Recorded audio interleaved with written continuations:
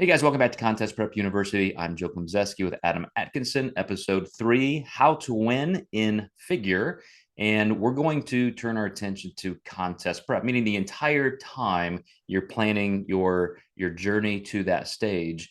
And I'm in an interesting position right now with a client, Adam, who has never competed before. She's in figure, did a contest. She did great, won her class first time out, but we both knew it's like we could be better. We could be better. Let's see if we can snag another one before the season ends.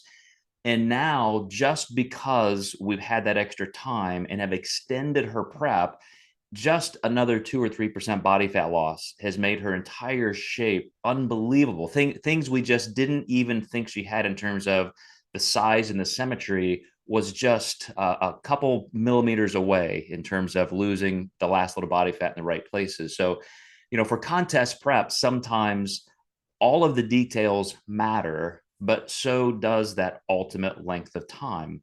And I know you and I both, for decades, have told clients we really prefer if we can get you the whole year or get that off season under our belt so we can control the starting point. But if somebody's coming in and they just don't have enough time to get the right kind of prep, it's certainly going to be a deficit. But when it comes to figure specifically, what are you looking for in terms of how that might be different from other divisions when you're mapping out an entire prep? I think the one thing that's really different for figure for me is when you look at how a woman can hold inflammation in the legs, how carving them up can make their legs look different. So when you're close to where you think that criteria is, and they're looking really hard, you may want to take them up a bit to see, are they going to harden up too much with more carbs in the tissue, or are we just right? And usually I wait until a client's there. But one thing I see is if they are too hard almost, and you've got them lean and then you carb them up, sometimes they are almost too hard. Their legs just seem to take in that glucose. They're doing less cardio, so there's less swelling in the legs. And the legs are a lot of, at the amateur level, what separate the women from the pros, and then in the league, everyone has them, but they have that minute criteria where they want them.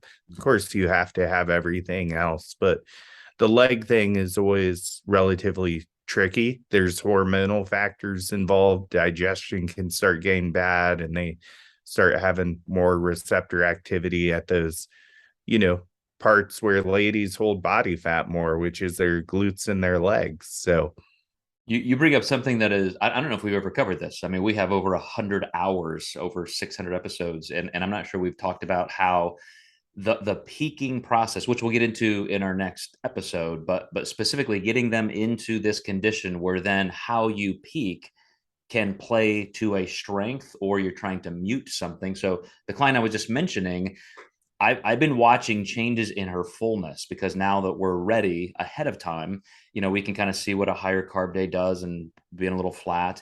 And it is undeniable that I mean, for 20 some years, I really didn't think about the kind of fullness or depletion you get in even your glutes. Again, it's the Contreras factor. Everybody's now focused on glutes and so forth.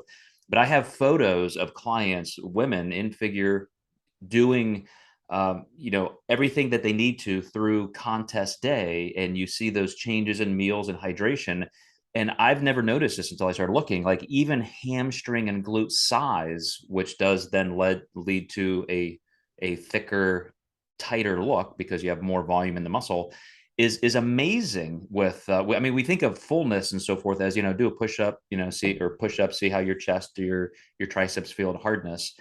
But I think you bring up that point, in that how you are preparing for that final look gives you options for how you then peak. If you need to be a little bit softer, you can pull back. If you need to be a little bit fuller and tighter, then you know what to do. You have that conditioning where you can play that card, but you can't play multiple cards or have those options if you're just not lean enough to do that. right. And that's what everyone kind of wants to do, is they want to have it all. And you usually kind of have to flip the coin and go that direction. And, the coach is the one who makes that call for you, whether it's going to be heads or tails, Well, it does. And this is important when you look at how you multiply peaking experiences in your career. If you have 2, 3, 4 shows under your belt, 10 years under your belt, you can start really taking some notes on what approach looked better. Always keeping those records, keeping those photos, just so critical in planning the prep from the beginning. You've got that entire history to base your new planning on.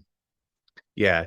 The biggest part of that is, of course, always being lean enough. And I've had clients who didn't come in as lean as the season prior, and you try some different things to make it work. But no matter all we know about biology and physiology, it just typically that leanness factor just trumps everything.